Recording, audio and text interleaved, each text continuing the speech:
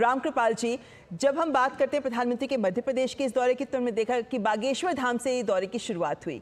विकास भी विरासत भी, इस मंत्र की झलक इस मध्य प्रदेश के दौरे में भी नजर आई कि सनातन को सहेजने का एक आह्वान दिखा, लेकिन साथ ही कैंसर अस्पताल ताकि बुंदेलखंड के लोगों को लाभ हो, और फिर इन्वेस्टर समिट। किन मायनों में आपको लगता है कि ये जो प्रयास प्रधानमंत्री के इनके साथ जुड़ने के साथ आता है, किन मायनों में ये एक नए आयाम पर प्रयासों को भी पहुंचाता नजर आता है? क्योंकि हम राज्य में भी देख रहे हैं एक कंपटीशन की स्पिरिट है। निश्चित रूप से। और देखिए, इसकी शुरुआत अगर आप खुद सोचिए कि मैं 2014 तो नहीं कहूँगा उसे, जब मोदी जी गुजरात के मुख्यमंत्री हुआ करते थे, और उस दौर में देखिए जो समिट होती थी गुजरात में, वो अनोखे लोग पूरे देश में लोग देखते थे कि वहाँ पर बाहर से कैसे लोग आते थे और सारा करते थे।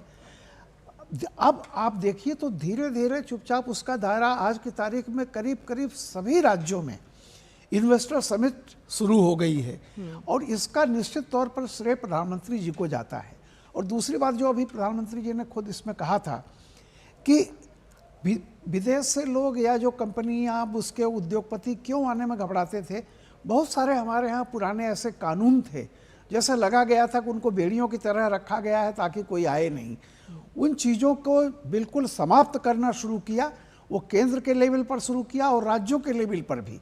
आप देखिए कि वो तो ये जो होता है ना, अतिथि देवो भव, कि आइए और देखिए, तो ये जैसे सनातन वाली बात आपने कही, ये तो शुरू से ही रहा है कि हमारा जो अतीत है वो विरासत है और विकास, ये दोनों साथ साथ। अब देखिए बुंदेलखंड में जो कैंसर हॉस्पिटल हुआ है, अब वो कहने के लिए बागेश्वर धाम में है, वो समझिए कि सिर्फ मध्य प्रदेश ही नहीं, उत्तर प्रदेश का बहुत बड़ा इलाका, वो सारे के सारे।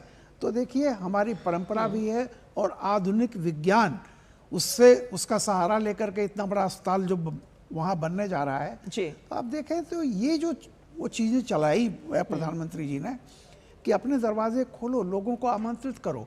और जिस तरह से आपने बताया अभी 70,000 करोड़ या कितने का, सॉरी कितने 30 लाख करोड़ का जो अभी तक था, उसकी जो फिगर आई है, आप कल्पना कर लीजिए वहाँ के माइनिंग में, बाकी चीज़ों में मध्य प्रदेश में औद्योगिक विकास की एक नई छलांग के तौर पर इसको देखा जा सकता है। बिल्कुल ठीक कहा है आपने। और